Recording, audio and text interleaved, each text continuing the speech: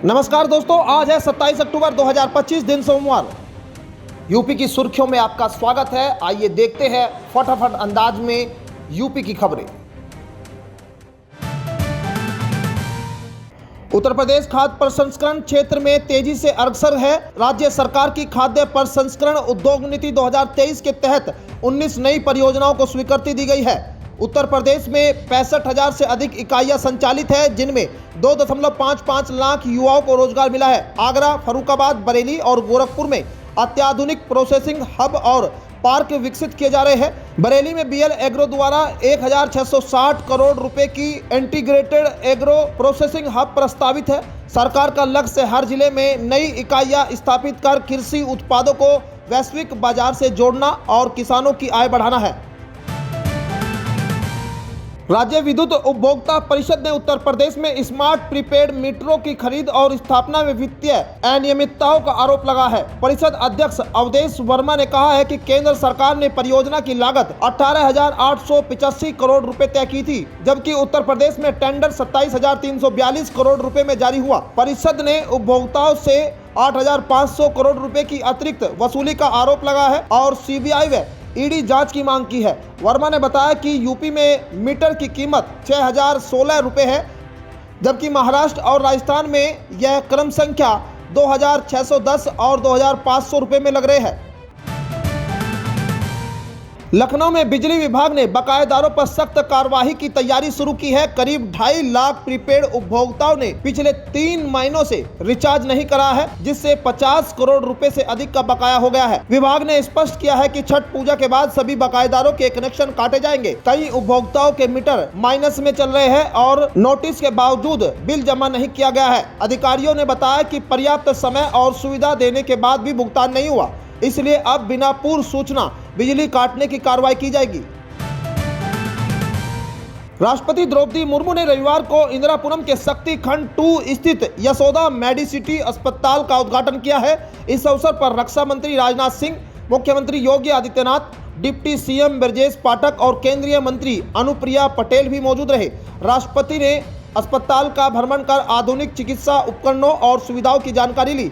यशोदा प्रबंधन ने बताया कि यह अस्पताल मात्र 1,000 दिनों में तैयार हुआ है और इसे विश्व स्तरीय मेडिसिटी के रूप में विकसित किया गया है। अस्पताल में अत्याधुनिक उपचार सेवाएं और उन्नत चिकित्सा ढांचा उपलब्ध कराया गया है। बरेली के रामगंगा नगर सेक्टर 2 स्थित रामायण वाटिका में वनवासी रूप में भगवान राम की 51 फुट ऊंची कांस्य प्रतिमा की स्थापना अंतिम चरण में है। 9 करोड़ की लागत से बनी यह प्रतिमा सुप्रसिद्ध मूर्तिकार राम सुतार द्वारा तैयार की गई है और 7 दिनों में पूरी तरह स्थापित हो जाएगी। प्रतिमा सरोवर के मध्य स्थापित की जा रही है, जहां रामायण के प्रसंगों को चित्रों और चौपाइयों के माध्यम से प्रदर्शित किया गया है। बरेली विकास प्राधिकरण मुख्यमंत्री योगी आदित्यनाथ से प्रतिमा का अनावरण कराने की तैयारी कर रहा है। इससे धार्मिक पर्यटन को बढ़ावा मिलने की उम्मीद है।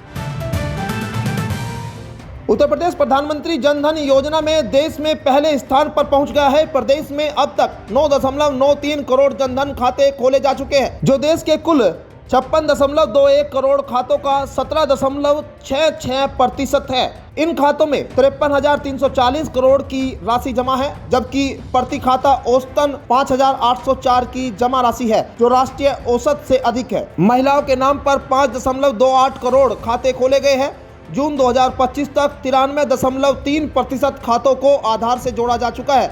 यह उपलब्धि वित्तीय समावेशन, पारदर्शिता और महिला सशक्तिकरण की दिशा में उत्तर प्रदेश की बड़ी सफलता मानी जा रही है।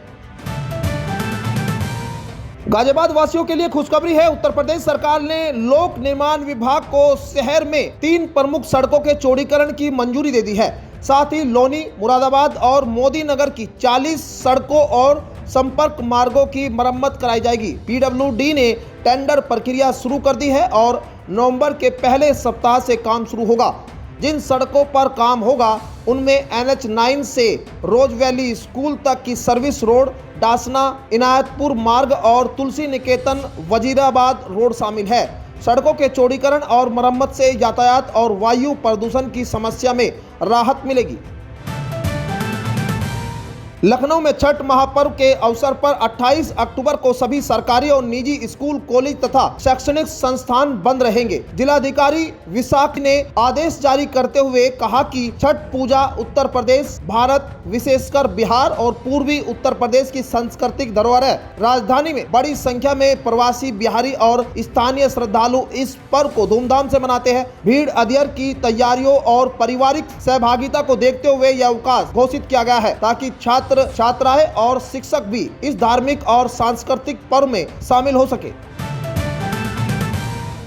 छठ पूजा पर लखनऊ रेलवे स्टेशन पर यात्रियों की भारी भीड़ देखी जा रही है। अवध आसाम एक्सप्रेस के जनरल कोच में यात्रियों के ठसाठस भरे वीडियो वायरल होने के बाद आरपीएफ ने स्टेशन परिसर में कैमरा और फोटोग्राफी पर प्रतिबंध लगा दिया है। भीड़ के चलते ट्रेनें और बसें दोनों कम पड़ रही है। परिवहन निगम ने 250 अतिरिक्त बसें चलाई, फिर भी आलमबाग और कमला बस अड्डों पर यात्रियों को घंटों इंतजार करना पड़ रहा है। डीआरएम सुनील वर्मा ने निरीक्षण कर सुरक्षा व्यवस्था के निर्देश दिए और बताया कि आज से 45 स्पेशल ट्रेनें चलाई जा रही है। उत्तर प्रदेश में फार्मर रजिस्ट्री अभियान में सीतापुर जिला 74% रजिस्ट्री के साथ पहले स्थान पर है, जबकि बस्ती 74% और रामपुर 70% के साथ दूसरे और तीसरे स्थान पर है। राज्य स्तर पर अब तक लगभग 54% किसानों की रजिस्ट्री पूरी हो चुकी है, जिसमें 1.5 करोड़ किसान लाभान्वित हो रहे हैं। मुख्यमंत्री योगी आदित्यनाथ के निर्देश पर अभियान मिशन मोड में चल रहा है। 1 अप्रैल 2026 से पीएम किसान की अगली किस्त केवल रजिस्टर्ड किसानों को मिलेगी। वर्तमान में प्रतिदिन लगभग 4000 किसानों का पंजीकरण हो रहा है और नवंबर अंत तक सभी पात्र किसानों का रजिस्ट्री पूरा करने का लक्ष्य रखा गया है। उत्तर प्रदेश अब कृषि आधारित अर्थव्यवस्था को औद्योगिक रूप देने की दिशा में तेजी से आगे बढ़ रहा है। आगरा और फर्रुखाबाद में नए अत्याधुनिक फूड प्रोसेसिंग प्लांट्स स्थापित हो रहे हैं, जो कॉन्ट्रैक्ट फार्मिंग और कोल्ड स्टोरेज नेटवर्क से जुड़े हैं। राज्य में 65,000 से अधिक प्रोसेसिंग इकाइयां संचालित है, जिनसे 2.55 लाख युवाओं को रोजगार मिला है। योगी सरकार ने खाद्य प्रसंस्करण उद्योग नीति 2023 के तहत 19 नई परियोजनाओं को मंजूरी दी है। बरेली, बाराबंकी और वाराणसी में एग्रो पार्क विकसित किए जा रहे हैं। फल सब्जी प्रसंस्करण और निर्यात उन्मुख उद्योगों पर विशेष ध्यान दिया जा रहा है।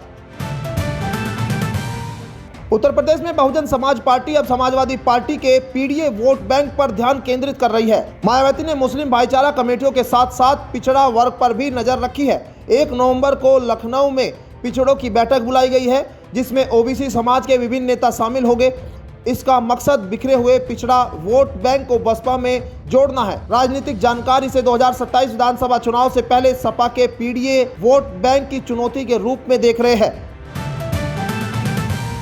मुरादाबाद यूपी के जामिया एहसान उल बनात मदरसा में 13 साल की छात्रा से 8वीं कक्षा में दाखिले के लिए वर्जिनिटी प्रमाण पत्र मांगा गया, जिससे इलाके में हड़कंप मच गया है। माता पिता ने मामले की शिकायत पुलिस से दर्ज कराई है। पुलिस ने प्रधानाचार्य, रहनुमा, एडमिशन सेल प्रभारी मोहम्मद शहजा और अन्य स्टाफ के खिलाफ मामला दर्ज किया। मौलाना ने परिवार की हिम्मत की सराहना की और कहा कि इस तरह का कदम पूरे देश की बच्चियों के अपमान के सम्मान में है। उन्होंने महिला आयोग से गहन जांच और सख्त कार्रवाई की मांग की है।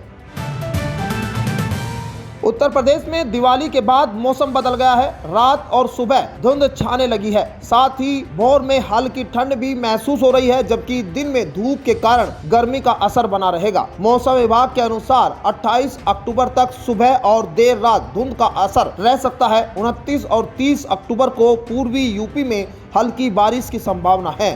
न्यूनतम तापमान में 2 से 3 डिग्री गिरावट की चेतावनी है। सतही हवाओं और बंगाल की खाड़ी में बने निर्मदाब के कारण मौसम में बदलाव की संभावना है, जिससे प्रदेश के दक्षिणी पूर्वी जिलों में बादलों की आवाजाही बढ़ सकती है। तो ये थी आज की 15 फटाफट खबरें। अगर आपको वीडियो पसंद आया तो वीडियो को लाइक, शेयर व कमेंट जरूर करें। धन्यवाद।